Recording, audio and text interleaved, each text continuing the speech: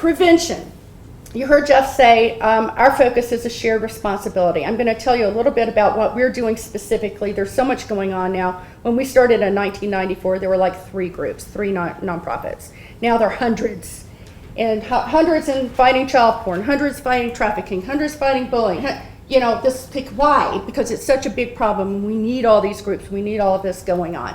But our focus is in these 4 areas. The public, and that includes parents. I'm just going to focus there. Corporate America, doing their part, complying with the law, developing better technology and best practices. The legal community, there's a big issue right there. New laws and getting the laws we've got enforced. And then the faith community. Now,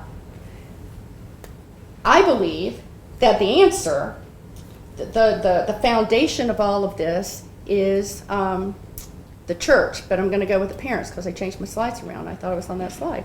So, is that funny? Anyway, all right. So let's just start with parents. Parents are the first line of defense, right? To protect the innocence and the dignity of their children.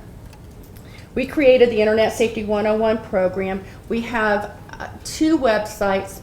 Please go to our website, enough.org or internetsafety101.org.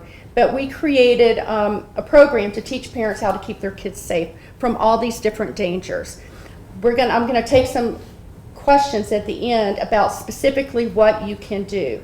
But our key message to parents and adults and grandparents is just a couple of real quickies. You have to have regular conversations with your kids about what they're doing online. If they're online every day, if they're using technology every day, you need to be talking to them every day. That's my best advice. You need to know who they're communicating with, teach them about good boundaries, help them understand the dangers, and if they're old enough to be on social media, which is 13 by the way, even though there's no age verification to keep under 13-year-olds off social media sites, right? A kid that's 7 can just go on Facebook and say that they're 13 or 14 and they get on. All right, so the other is to use the technology tools that are available. And we highly recommend filtering, monitoring technology on every single internet device that your kids are using. All of them. I had a mom call me a number of years ago and she goes, my 9-year-old or whatever is hooked on porn, so I took the computer away. And I said, okay, did you talk to them about the issues and everything else? They said, yeah. And I said, well, what kind of technology is he using now? Oh, Xbox. I'm like, oh, okay. So do you have filters turned on, or is it open access to where he can play and do anything, on Xbox? She goes, oh, I didn't know you could do that. I said, yeah, that is a computer. So you have got to treat the gaming devices, the smartphones, and everything else like it's a computer, because guess what? It is. It's just smaller. It's just for a different purpose. All right? So I'm going to take some questions on that in just a minute. What are we doing at Enough is Enough on corporate responsibility? We've done a lot over the years, but our newest campaign is the Safe Wi-Fi campaign. So we've always taught parents to use the safety rules and software tools on every internet-enabled device. But what happens if the parent has got all the technology locked down in the house and the child walks out of the house with their laptop, with their smartphone, and hops on any Wi-Fi anywhere? They can bypass those controls, typically, and have what? Anything. So we went to corporate America, starting with Starbucks and McDonald's, who were filtering child pornography and pornography in the United Kingdom, and said, would you lead corporate America to filter? It was a bit of a battle with Starbucks. Took us 6 years, but they're filtering now.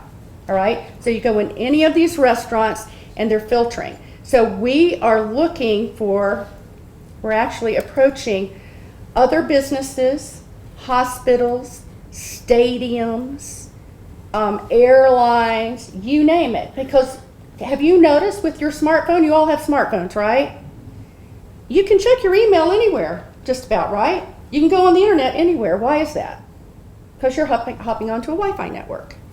All right? So we want this next layer of of access, if you will, once that device is outside of the home, to at least minimally be filtered and safe from illegal content.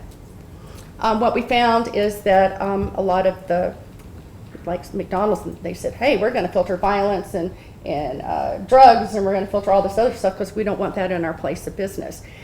So, government, there's a good one, our taxpayer dollars. How many government buildings do you think are filtering this content that's not protected? I asked them, none of them know, in Washington. So I said, well, there's a good place to start. All right. So from all of this publicity with Starbucks and McDonald's, the students in Notre Dame male students wrote to the president, and 1,000 of them, and said, we want you to filter pornography on our campus. And guess what the president, a priest of Notre Dame, said? No. So we heard about that. We said, well, that's not okay. So, so we got behind them and we did a petition, and Notre Dame is still not filtering. All right, we're working with them. I went up and spoke with them this past year. But so many of the Christian colleges are. And guess who is filtering? CCU, yeah. All right, so this is one of our next big moves here, is to get all the schools to do this, because it just makes sense. Just as I don't know if I have that right here. No, I don't. But sexual assault on campuses is a big problem. Big problem.